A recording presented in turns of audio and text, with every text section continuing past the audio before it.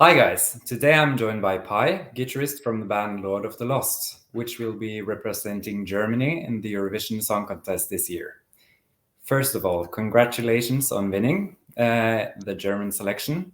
Yeah, thank How you. has the time been since you won the competition? First of all, Christian, thanks for having me. And thank you for the congrats. Since winning, how has time been? Well, um, you experience more than ever that the day only has 24 hours, really, which is fine. But obviously, there are a lot of things coming up, like all the preparations for Liverpool, for example, which we didn't go into the preliminaries expecting that we're winning. Yeah. So when that happened, obviously we didn't know what was coming now, with press, for example, like this, um, preparations that have to be done very quick, like talking about the staging and planning it and what is possible, what isn't. Yeah. And also aligning everything with our schedules, because we're 5 people in the band. Four of us five live in Hamburg. One lives in the Harz Mountains, which is a logistical. I wanted to say nightmare, but it isn't. It's more like a trick to do it, and also we are a touring band, Yeah. where we didn't.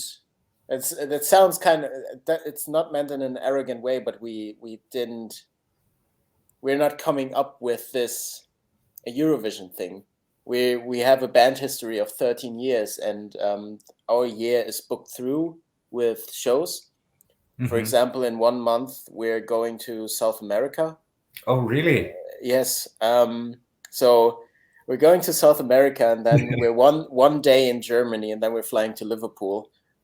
Wow. So managing all of this and coordinating all of this is probably the biggest thing and the biggest new thing for us, which um, is very time consuming, very power consuming, but also necessary and a challenge that we're up for, I guess. Yeah, cool. I would like to take us back to the roots of the band. Yeah, It was founded as a solo project by Chris Harms, the vocalist, in 2007. hmm Could you tell us a bit more about the band and how you became a part of the band almost 10 years sure. later? Sure, yeah. Well, that's true. It was founded as a solo project, just Chris wanting to write music and to write an album in the style that he liked at that time, and presenting that to labels. They were like, you need to play it live, but if you can't play that live, the music that we do, without a band. So the idea was pretty quick to not make that a solo project, but to actually have it be a band. And yeah, then he searched for band members, and he found, for example, Klaas, our bass player, Hmm. who's the other founding member, basically. We basically see Lord of the Lost founded in 2009, because first of all, it was at the beginning it was called Lord, Yeah. um, but with becoming a band, it was called Lord of the Lost. So Klaas and Chris are the founding members. Jared, our keyboard player, joined in 2010, and a few others also joined, but then again also left the band. And I joined at the end of 2016. The band, I should say. I got to know Chris in 2013 because he was my lecturer at Oh, university. cool. Um, exactly. We both studied audio engineering, and him just studying that a few years prior, and then becoming a lecturer there. We got to know each other there, and yeah, a few years later, in 2015, I was asked to join Lord of the Lost as a crew member, as a guitar tech and stage manager. I said yes, and when our former guitarist left in 2016, I guess the choice was obvious to go to try out myself, and since then, yeah, I guess it worked out. Otherwise, I wouldn't be sitting here. And yeah, since then I joined the band, and we've found Nick, our drummer. We've known him for quite a while, since 2011, but he joined in 2017. And ever since then, and also prior, we've been touring through Europe and also around the globe with Mexico and China. And yeah, cool. That's that. Yeah, and now you're marching ahead to Liverpool. Yeah. One of the world's biggest musical stages. Yeah, isn't it the biggest? I am not sure, but I think so. Yeah, I mean, yeah. What was it? 200 million viewers? Yeah, about that. It's quite a big. Feel? I feel good about that. Yeah, I mean, it's huge. You can't say anything else, and I've never experienced anything like it, so I don't know what to expect, and I don't want to expect anything, because then anything really that is happening can be a good thing. Yeah, whereas absolutely. If I would be expecting certain things, then they wouldn't happen. So no expectations at all. I just want to enjoy every moment of it, and the thing that I'm looking forward to the most is actually seeing and meeting the other artists. Yeah. Because from what I've heard so far, I haven't listened to every song. But I mean, everyone who's there is there for a reason. It's because their music is great. So I'm just looking forward to actually a few nights of good music. Yeah. Absolutely. I think that's a good mindset to bring into the competition. Yeah. How's the response been after releasing your song Blood and Glitter? It's a bit overwhelming, because we're as a band, we're pretty niche in a way. So we sort of always lived inside of our bubble, which has gotten bigger and bigger over the years, sure, but it was basically, and I don't want to say an overnight success, because it wasn't. Again, we're a band since 2007 or 2009, depends on how you see it. Yeah. But this event now has opened a lot of more doors, and a lot more attention is drawn in. So it's interesting. And interesting also that we're confronted with a new level of hate as well. Because it's mainstream hate now. Which is completely fine. I the bigger you get, the more hate you're also getting. But there's hate which is just, you could make a comedy out of it. It's super funny, and that's the thing that when I want to laugh at something, I look at hate comments by people, because they're very, very entertaining. But also that obviously there's a positive side to it. In less than a month, for example, our Spotify listeners more than doubled. Yeah. For example, I would imagine. Our album Blood and Glitter, which was #1 in the charts when it was released initially, re-entered the charts in the top 20. So stuff that usually doesn't happen to us, which is quite exciting. Yeah, that's awesome. And also Blood and Glitter, it has a title that can be kind of controversial for some of the Eurovision viewers, I think. But I know that there is a deeper meaning behind the lyrics and the song. Could you tell us a bit more about what your message with the song is? Sure. first of all, addressing the controversy around the title. I get it.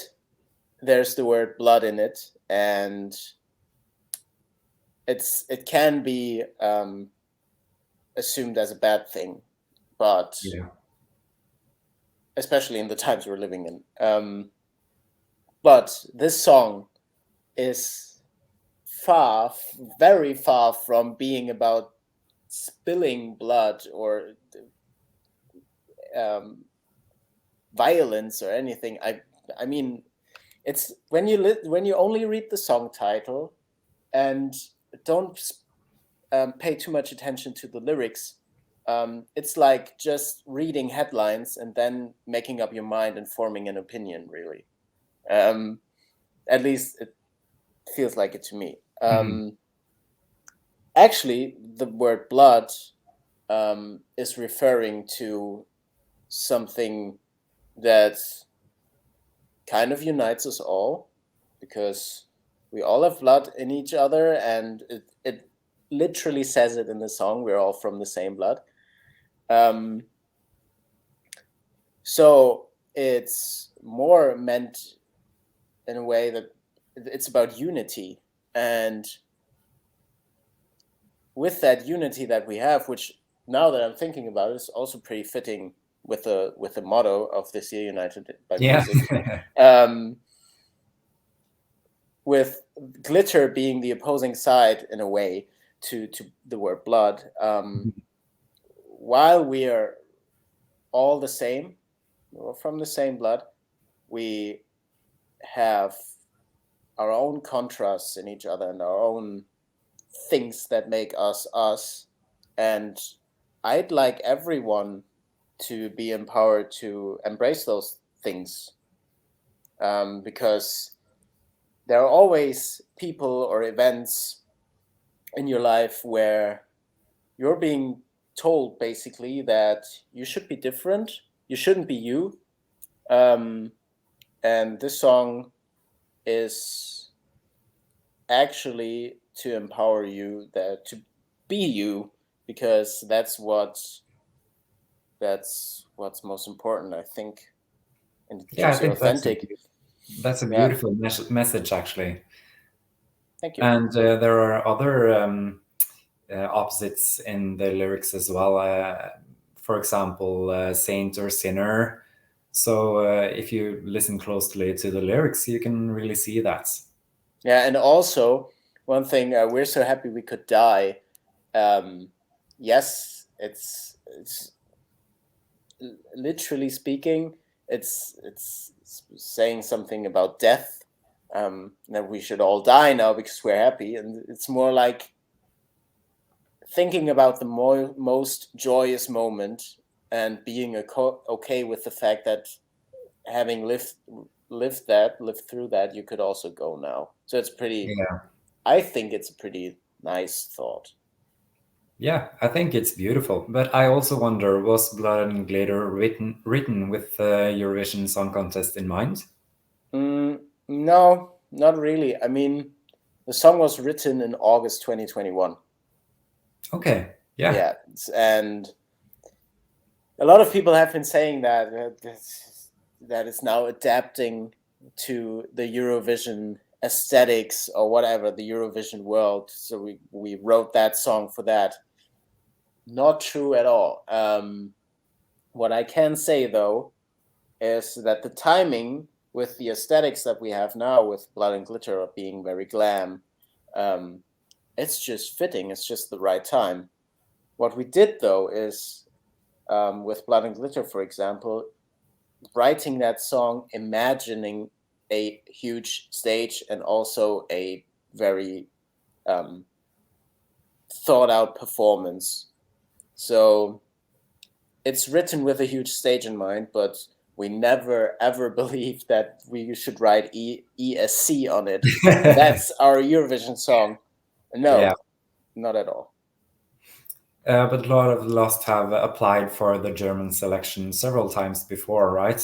That's true. We applied last year, but with a different song. Yeah. It's not Blood and Glitter. even Yeah. though Blood and Glitter was written. So it You kind of could. answers the question if it was written for Eurovision or it wasn't. Yeah. Are you guys big fans of Eurovision? I mean, to be honest, in the past few years, it kind of lost its relevance in Germany a bit due Hmm. to the fact that we did so poorly. Yeah.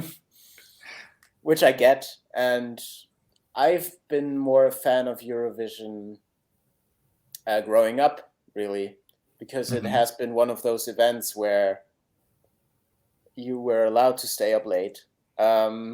You got to see various music acts that you sometimes didn't even understand because they weren't singing in English; they were singing different languages. It's all pretty interesting, and it Yeah. still is.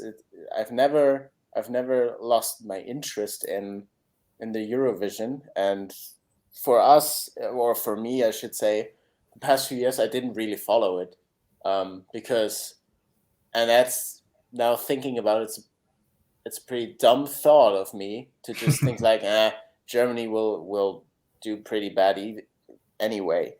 Um, Yeah. which Germany did, but except for Michael Schulte Yeah. in the recent years. He's actually from a town which is near my hometown, which is funny. Oh, cool. Yeah. Um, but I guess now having entered that world and getting to know it, I will look at it differently in the future because I exactly know what's going on and what goes into it and what kind of amount of work goes into it, so I can appreciate it a lot more, I think. Yeah, absolutely. And Yeah. also, I think your streak of bad luck might turn around this year. Maybe. Yeah. It's not in my hands. No. Yeah. um, could you name some of your all-time Eurovision favorite acts? Yeah. For me, in the past years, it has been Måneskin. Hmm. And I never heard of them before, and I've seen them winning. And ever since then, I've been a fan because I really think that they're very authentic. They're just doing their thing, Yeah. which is very important to me or to us as well. Just to be us and to not bend to the will of someone else. So that, I guess, that's my favorite. But I it's such a stupid song, but I really liked Stefan Raab, Radha Dudeda, because it's so stupid that it works on an international level, that everyone gets that humor, whether you like it or Yeah, not. absolutely. So yeah, Hmm. from this year, don't know if you asked that, but I want to answer it. I've listened to Sweden, Finland, and Norway, Mm. and Serbia. Yeah. And I gotta say, those are all unbelievably great songs. So I'm really looking for. I'm going to see those live, and I'm really looking forward to that because I really think I couldn't choose who's winning. Yeah. Yeah, Um, me neither. It's a strong it's year this year. it's super diverse as well. I love Absolutely. it. Could you tell us a fun fact about yourself or some of the other band members? Um, Catching me off guard here. Uh, Yeah. a fun fact about myself. Oh yeah, I just talked about it today. I really don't like massages. Oh, really? Yes, I don't know why, but I really don't like massages. Can try to change my mind, but gotta be good then. Yeah. Gotta be good. Yeah. Yeah, that's a fun fact. I've just crossed my mind. Yeah. Yeah, cool. And finally, I think we are about to round off this interview. Yeah. Would you like to give a greeting to the fans watching this interview? Yeah, I'd like to greet everyone watching this interview, and I'd like to say just one thing about voting in Eurovision, because what I really don't want to happen is that it's a vote for borders. Yeah. Sympathizing with just the country, and then therefore not sympathizing with other countries just for people being from there. We're not able to choose where we're from at all. We get lucky or not. So I'd like to say, just vote for the song that you like best. Doesn't matter where it's from, really at all. Yeah. Yeah, that's a strong message. And also Eurovision is about the music, so I totally agree with you. So thank you so much for your time, and I wish you the best of luck in Liverpool. Thanks, Christian. Thanks for having me.